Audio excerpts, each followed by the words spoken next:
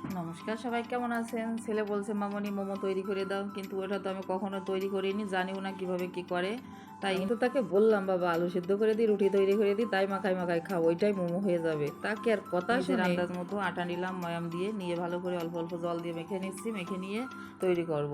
ছেলেবেলে যখন খেতে চাই তখন মামনিরা তো তৈরি না করে পারেই না, যাই হোক না কেন, তা চেষ্টা করলাম মাত্র। কীভাবে কি করে আমি অবশ্য জানি না ঠিক মতো, তারপরেও চেষ্টা করলাম। তেলের ভিতরে একটু সর্ষে দিলাম, দিয়ে আগে দুটো শুকনো জাল ভেজে রেখেছি, কাঁচা জাল শুকনো জাল আর লবণ দিয়ে আর ওই পেঁয়াজ আর সরিষা দিয়ে একসাথে মেখে নিলাম। এদিকে যে গোল গোল পাকায়নি, ছেলেটাও সাহায্য করছে, ওইগুলো বেলে দিচ্ছে।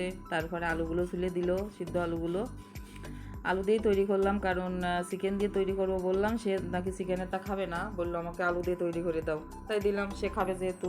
এবার প্রেশার কুকারে না রাইস কুকারে জল দিলাম, হ্যাঁ রাইস কুকার, প্রেশার কুকার না, জল দিয়ে জলটা ফুটে উঠলো, তার ভিতর এই বসাই দিলাম, দিয়ে নিয়ে চলে আসলাম। 15-20 মিনিট পরে একদম দারুণ হয়েছে।